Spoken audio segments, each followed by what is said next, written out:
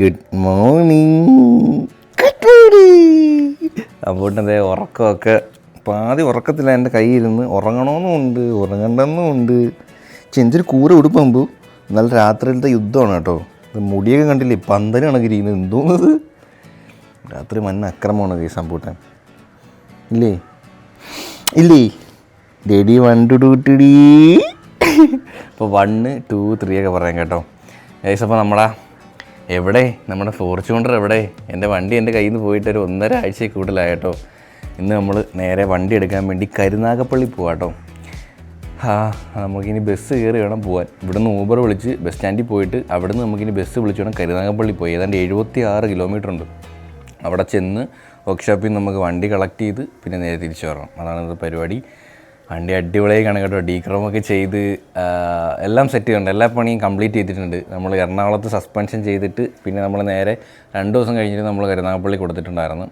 ബാക്കി പണിയൊക്കെ അവിടെ തകൃതിയെ നടന്നു. അടിപൊളിയാക്കി വണ്ടി. ഇപ്പം ഞാൻ ഫോട്ടോ ഒന്നും കണ്ടിട്ടില്ല, കാരണം നേരിട്ട് പോയി കാണുന്നതിൻ്റെ ഒരു എക്സൈറ്റ്മെൻറ്റ് വേറെ. അല്ലേ നിനക്ക് മിച്ച് ചെയ്യണോ നമ്മുടെ ഫോർച്യൂണർ? എനിക്ക് മിച്ച് ചെയ്യണോ? നിനക്ക് മിച്ച് ചെയ്യുന്നുണ്ടോ? നിനക്ക് മിച്ച് ചെയ്യുന്നുണ്ടോ? ഇല്ലേ? അയ്യോ.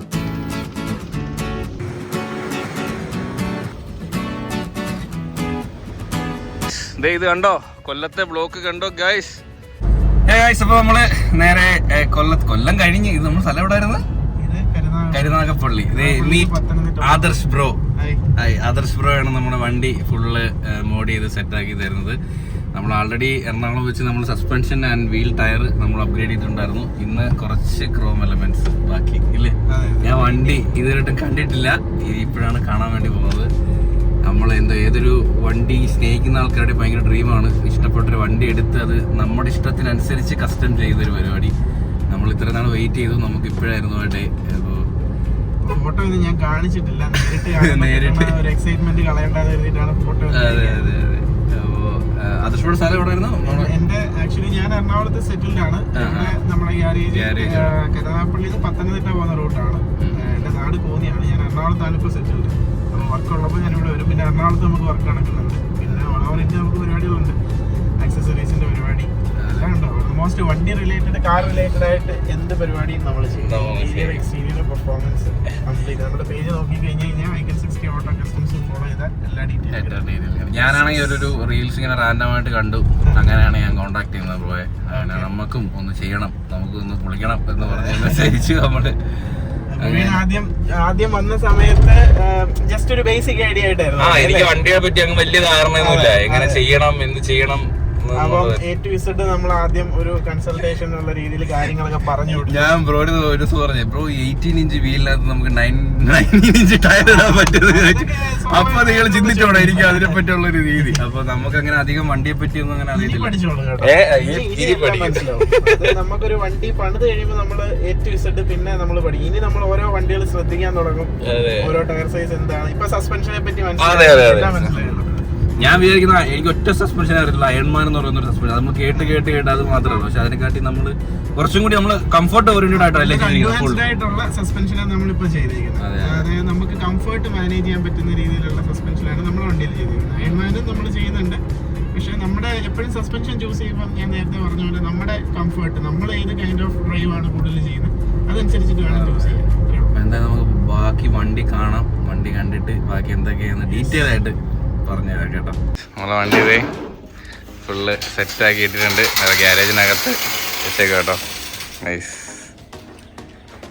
ഫസ്റ്റ് വണ്ടി ഡെലിവറി എടുക്കാൻ പോയൊരു ഫീല്. Okay okay.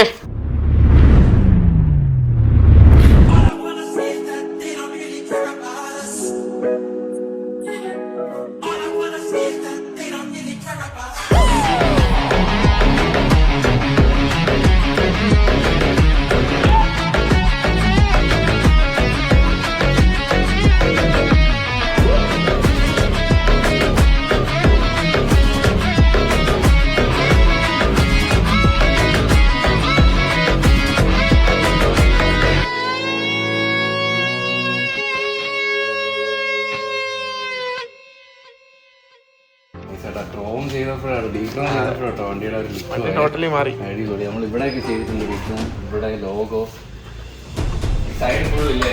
അതെ, നമ്മുടെ ഹാൻഡിൽസ് ഒക്കെ ബോഡി കളറാക്കി. പിന്നെ നമുക്ക് ഇവിടെ ട്രിംസ് ത്രൂ ഔട്ട് വരുന്നുണ്ടായിരുന്നു, അതെല്ലാം നമ്മൾ ഇത് ബോഡി കളറാക്കി. അതെ. പിന്നെ റിയർ സൈഡ് ബാഡ്ജിങ്ങും കാര്യങ്ങളൊക്കെ. Okay okay okay okay. അടിപൊളിയാട്ടോ, ഇഷ്ടപ്പെട്ടോ? Thank you. ഓക്കെ.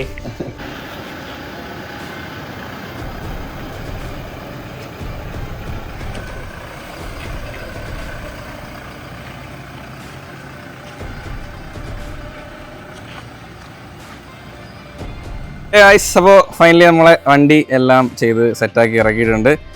അപ്പോൾ സൂപ്പറായിട്ടോ, എനിക്ക് ഭയങ്കര ഇഷ്ടപ്പെട്ടു. ഇവിടെയൊക്കെ നമ്മളെ ക്രോം എലമെന്റ്സ് ഒക്കെ മാറി ഡീക്രോം ചെയ്തപ്പം വണ്ടി വേറെ തന്നെ ഒരു റഫ് ലുക്കായി. സസ്പെൻഷൻ ഈ അയൺമാൻ ഇത് നമ്മൾക്ക് തമ്മിലുള്ള എന്ത് ഡിഫറൻസ് ഉണ്ട്? നമ്മളിപ്പോൾ ഇൻസ്റ്റാൾ ചെയ്തിരിക്കുന്ന പ്രധാനമായിട്ടും നമുക്കിപ്പോൾ അയൺമാൻ ആണെങ്കിലും, അയൺമാൻ ഓസ്ട്രേലിയൻ ബ്രാൻഡാണ്. നമ്മളിപ്പോൾ ചെയ്തിരിക്കുന്ന പ്രൊഫൻഡർ എന്ന് പറയുന്ന ബ്രാൻഡ്, അത് മെയ്ഡ് ഇൻ തായ്ലാൻഡ് ആണ്. അപ്പൊ ഇതില് ഞാനത് അതും US ബ്രാൻഡ് എന്ന് പറഞ്ഞു ഇപ്പൊ കഴിഞ്ഞ വീഡിയോയില്. അപ്പൊ ആ മിസ്റ്റേക്ക് ഞാൻ ഇവിടെ തിരുത്തുന്നു. ഓസ്ട്രേലിയൻ ബ്രാൻഡ് എന്ന് പറയുന്ന അയൺമാൻ, ടഫ് ഡോഗ്, ഇതൊക്കെ ഓസ്ട്രേലിയൻ ബ്രാൻഡാണ്. വീൽസ് ആണെന്ന് US എന്നെന്തോ പറഞ്ഞത്. വീല് നമ്മുടെ ലെൻസോയുടെ വീൽ എന്ന് പറയുന്നത് അതും ആക്ച്വലി ഓസ്ട്രേലിയൻ ബ്രാൻഡ് ആണ്, ലെൻസോയും. അപ്പൊ ഇതിനകത്ത് നമ്മളിപ്പോ പ്രൊഫൻഡർ ചൂസ് ചെയ്യാൻ കാര്യം എന്ന് പറഞ്ഞു കഴിഞ്ഞാൽ ഇതിനകത്ത് അഡ്ജസ്റ്റിംഗ് ഫീച്ചർ ഉണ്ട്. അതായത് നമ്മുടെ സസ്പെൻഷന്റെ സ്റ്റിഫ്നെസ് നമുക്ക് മാനുവലി അഡ്ജസ്റ്റ് ചെയ്യാൻ പറ്റും.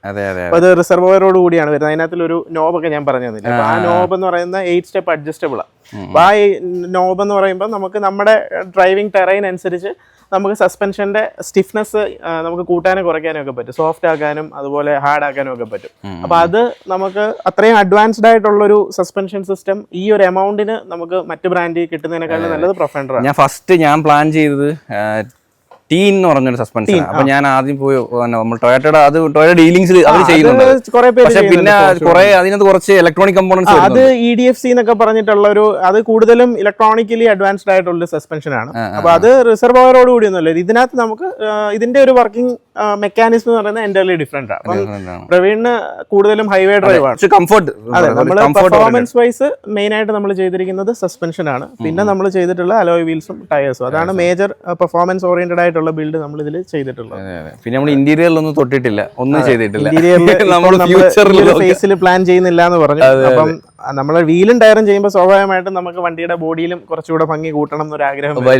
പ്രവീണിനും അങ്ങനെ ഒരു ആഗ്രഹം ഉള്ളത് കൊണ്ട് നമ്മൾ അതും ചെയ്തു. കംപ്ലീറ്റ് ക്രോം എലമെന്റ്സ് എല്ലാം നമ്മൾ ഡീക്രോം ചെയ്തു. വണ്ടി കുറച്ചുകൂടെ ഒരു ബോൾഡ് ആൻഡ് അഗ്രസീവ് മേക്ക് ഓവറിലേക്ക് നമുക്കത് എത്തിക്കാനായിട്ട്. ഇല്ല, നമുക്ക് മാർക്കറ്റിൽ ഇതിലും ലോ കോസ്റ്റിൽ ഒരുപാട് ഓപ്ഷൻസ് ഉണ്ട്. പക്ഷേ നമ്മൾ വീൽസ്, ഞാൻ നേരത്തെ വീഡിയോ പറഞ്ഞ കണക്ക് വീലും ടയറിൽ നമ്മൾ കോംപ്രമൈസ് ചെയ്യാൻ ഇല്ലേ. നമ്മൾ അലോയ് വീല്, ടയർ, സസ്പെൻഷൻ, ഇതെന്നൊക്കെ പറഞ്ഞു കഴിഞ്ഞാൽ വണ്ടിയുടെ ഒരു ബേസിക് ആയിട്ടുള്ള ഒരു മെക്കാനിക്കൽ പാർട്ടാണ്, എസ്പെഷ്യലി സസ്പെൻഷൻ. അപ്പോൾ സസ്പെൻഷനൊക്കെ നമ്മൾ ചൂസ് ചെയ്യുമ്പോൾ ഒരിക്കലും റേറ്റ് കുറവാണെന്ന് കരുതിയ ഒരു ബ്രാൻഡ്, ഒരിക്കലും സസ്പെൻഷൻ നമ്മൾ ഏതെങ്കിലും ഒരു ബ്രാൻഡ് കിട്ടിയാൽ മതി എന്ന് ഒരിക്കലും ചിന്തിക്കരുത്. നമ്മൾ ഡ്രൈവ് ചെയ്യുന്നത് നമുക്കേ അറിയുള്ളൂ. അപ്പോൾ നമ്മുടെ ഡ്രൈവിംഗ് കംഫർട്ട് എത്രത്തോളം ബെറ്റർ ആകുന്നോ അത്രയും നല്ലൊരു സസ്പെൻഷനാണ് നമ്മൾ ചൂസ് ചെയ്യേണ്ടത്. അതേപോലെ വീൽസും. അപ്പോൾ വീൽസൊക്കെ സർട്ടിഫൈഡ് ആയിട്ടുള്ള, നമുക്ക് നമ്മുടെ വണ്ടിക്ക് ഒരു ലുക്സിന് മാത്രമല്ല, നമ്മുടെ ഡെയിലി ഡ്രൈവിന് സെക്യൂർ ആയിട്ടുള്ള വീൽസ്, സർട്ടിഫൈഡ് റെപ്യൂട്ടഡ് ബ്രാൻഡിന്റെ വീൽസ് മാക്സിമം ചൂസ് ചെയ്യുക. അതാണ് മാക്സിസ് ബ്രാവോയുടെ 980 ഓൾ ടെറൈൻ ടയറാണ്. പിന്നെ എടുത്തു പറയാനുള്ള ഒരു കാര്യം, ഇപ്പൊ ഈ ഒരു വീലിന്റെ സ്പെക്ക് എന്ന് പറഞ്ഞാൽ നമ്മൾ ഈ വണ്ടിയുടെ ബോഡി ലൈനിൽ തന്നെയാണ് കിടക്കുന്നത്. MVD പ്രശ്നങ്ങളൊക്കെ ഇപ്പൊ നമ്മുടെ നാട്ടിൽ സ്ഥിരമാണ്, വീലൊക്കെ പുറത്ത് വരുന്നത്. അപ്പൊ ഈ ഒരു സ്പെക്ക് അലോയ് വീലിനെ സംബന്ധിച്ചിടത്തോളം അങ്ങനെയുള്ള ഇഷ്യൂസ് ഒന്നുമില്ല. കറക്റ്റ് ഫെൻഡർ ലൈനിലാണ് നമ്മൾ ഈ ഒരു സ്പെക്ക് വീല് കിടക്കുന്നത്. അപ്പൊ അതുകൊണ്ട് നമ്മുടെ MVDയുടെ സൈഡിൽ നിന്നൊന്നും ഇഷ്യൂ ആവും എന്നുള്ള ടെൻഷൻ ഒന്നും വേണ്ട. നമുക്ക് റോഡ് ലീഗൽ ആയിട്ടുള്ള അപ്ഡേറ്റ്സ് മാത്രമാണ് നമ്മൾ ഈ ഒരു വണ്ടിയിൽ ചെയ്തേക്കുന്നത്. അപ്പൊ ചേട്ടാ നമുക്ക് വർക്കൊക്കെ ബോഡിയൊക്കെ ചെയ്തു തന്നെ. താങ്ക് യു ചേട്ടാ. പേര് ബിജു. ഓക്കെ, വണ്ടി കണ്ടോ? ഇന്നലെ നൈറ്റ് വന്നിട്ട് പിന്നെ വീഡിയോ ഞാൻ വന്നു ഭയങ്കര ലേറ്റ് ആയി പോയി. 10-70 കിലോമീറ്റർ ഉണ്ട് ഗൈസ്. അങ്ങനെ ഉണ്ട്.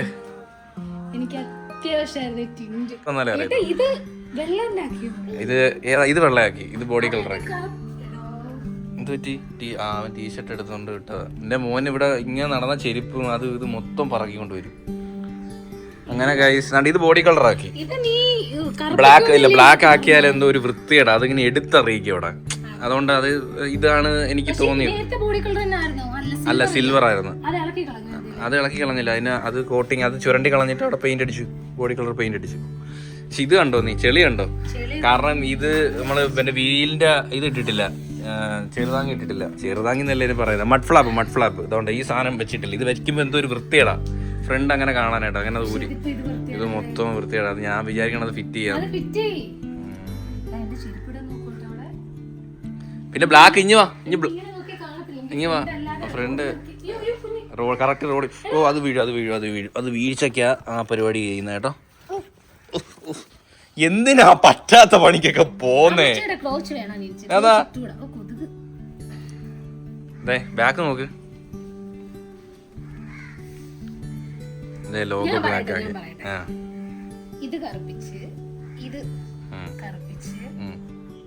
ചില ആൾക്കാർക്ക് ക്രോം ആട്ടോ ഇഷ്ടം, അത് കറുപ്പിച്ച് ചെയ്യുമ്പോൾ നമ്മളെല്ലാം ബ്ലാക്ക് ഔട്ട് ചെയ്താലേ ഒരു രസം വരത്തുള്ളൂ. എന്നാലേ ഒരു റഫ് ലുക്ക് വരും. മൊത്തം അഴുക്കാണ്. ഇന്നലെ വരുന്ന വഴിക്ക് മഴയും പെയ്ത് ചെളിയായി കിടക്കും കേട്ടോ. ഞാൻ എന്റെ കിട്ടിയപ്പോൾ നല്ല വൃത്തിയായിട്ടിരുന്നതാ, ഇറങ്ങിയപ്പോൾ ഫുൾ അഴുക്കായി. ഫ്രണ്ട് നോക്ക്. നീ പറഞ്ഞ വണ്ടി ഫ്രണ്ട് ഇറങ്ങിയാലേ, അതായത് റോഡിൽ ഇറക്കുമ്പോഴേ ആ ഒരു ലുക്ക് കിട്ടത്തുള്ളൂ. ഫ്രണ്ട് ഗ്രില്ല് നമ്മളെല്ലാം ഡീക്രോം ചെയ്ത്. അതുകൊണ്ട് ഇവിടെ ഒരു പ്ലേറ്റ് വരുന്നുണ്ട്, ഇവിടെ നമ്മൾ ചെയ്തു. എപ്പടി ഇത് കണ്ടോ, ഈ പീസും ബ്ലാക്കാ.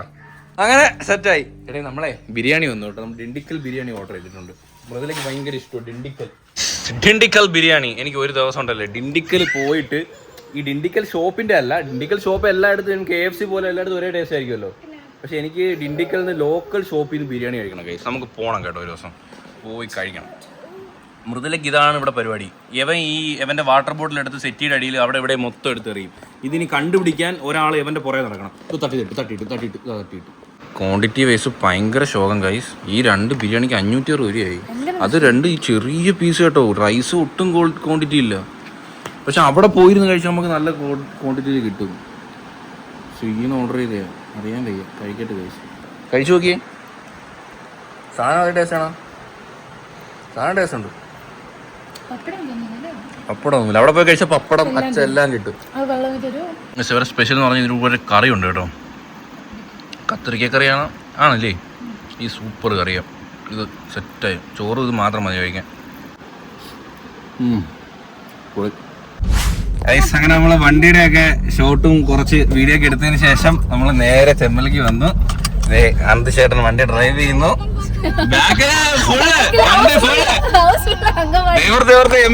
പറ്റിയല്ലേ. ഇത് നമ്മളെ വീടിന്റെ അടുത്തുള്ള റോഡാ, അതുകൊണ്ട് പിന്നെ വണ്ടികളൊന്നുമില്ല. അതുകൊണ്ട് നോക്കിയാൽ എത്ര ക്യാമറ തികയുന്നില്ല.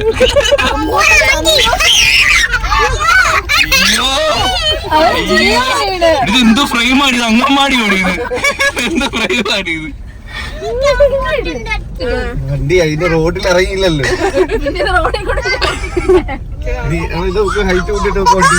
ഇല്ല അവക്ക് കൊടുത്തില്ല. അവളെ ഗ്രൗണ്ടിൽ ഒന്ന് കൊണ്ടുപോയിട്ടൊന്ന് നീളം ചെയ്തൊന്ന് സെറ്റ് ആക്കണം. ഇതിന്റെ മറ്റേതാ ഓട്ടിക്ക്, ഇതങ്ങനെ ഓട്ടിക്കത്തില്ലല്ലോ. എന്താ എന്റെ മുടി നീ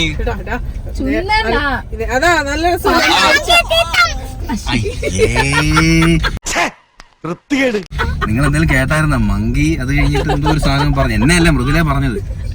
അല്ല നിന്റെ മുടി സൂപ്പർ ആണോ. എന്തുവാ അവള് പോടാന്ന് വിളിച്ച പൊടി വിളിച്ചാൽ പോടാന്ന്. കൊച്ചിനെ പൊടിന്ന് വിളിച്ചിട്ടല്ലേ പോടാന്ന് വിളിച്ചേ. വിളിക്കാൻ പാടുന്നു. ബ്ലാക്ക് ബെൽറ്റ് ആക്കി കളഞ്ഞ് അടിക്കാരിയാക്കി.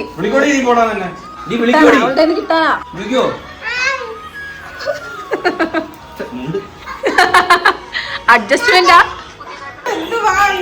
തിളങ്ങോ ഞങ്ങളുടെ കാല്.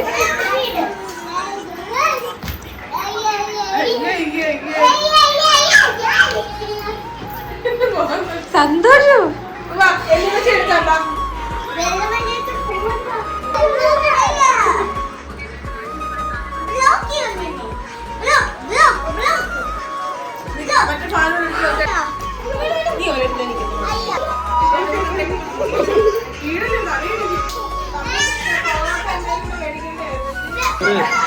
എനിക്ക് ചെവി വരെ കേൾക്കുന്നില്ല. അറിഞ്ഞ് പൊളിക്ക് തന്നെ. എന്തുവാ കേട്ടുന്നില്ലേ പൊന്നിനെ? കേട്ടുന്നില്ലേ? ആണ്ട് അവ ഇറങ്ങി. ഇനി ആമിയെ കേട്ട്.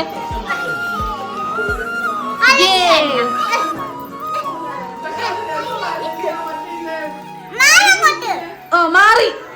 എന്റെ കൊച്ചിനെ തള്ളിയിടല്ലേ.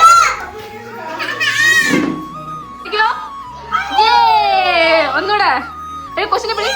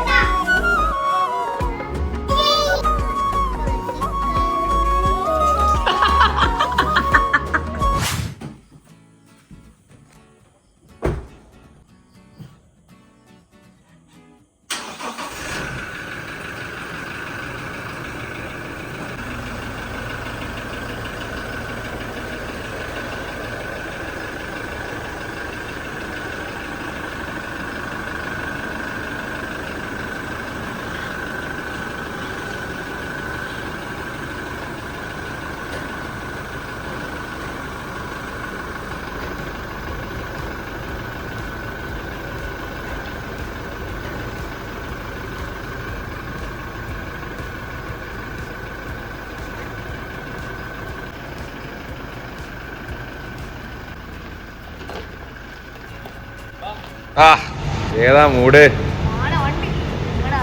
ആണ വണ്ടി. വാ തെറ്റില്ലേ? വണ്ടി വേറെ ലെവലായി കൈ. രാത്രി 12 മണിക്കാണ് നമുക്ക് ഷോ. ആളിന്റെ തിരക്കണ്ടാ നീ? എന്തോ ഞാൻ വെച്ചാൽ ആരും കാണത്തില്ല. നോക്ക് ഹൗസ്ഫുള്ളാട്ടോ. ഇനി പടം ഹൗസ്ഫുള്ളിന്റെ അത്രയൊക്കെ ഉണ്ടോ എന്ന് കണ്ടിട്ട് വരാം. ഇന്ന് റിലീസായിരുന്നു. ഇത് 2020 മൂവിക്ക് ശേഷം മമ്മൂട്ടി മോഹൻലാൽ ഒന്നിക്കുന്ന പടം. എന്താ പോപ്കോൺ വാങ്ങിച്ചതാ മൊത്തം നാണ്ട. ഇത് കണ്ടോ? ഇത് മൊത്തം നമ്മുടെ പോപ്കോണാ. മൊത്തം ആകുമ്പോ വഴി അമ്മച്ചിക്ക് കൊടുക്കും. ഒരെണ്ണം താഴെ ഇടും, ഒരെണ്ണം തിന്നും. അച്ഛന്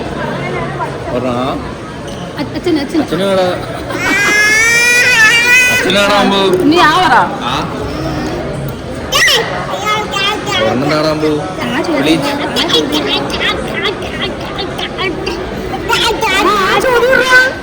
അവൻ ചോദിച്ചു തരുന്നില്ല.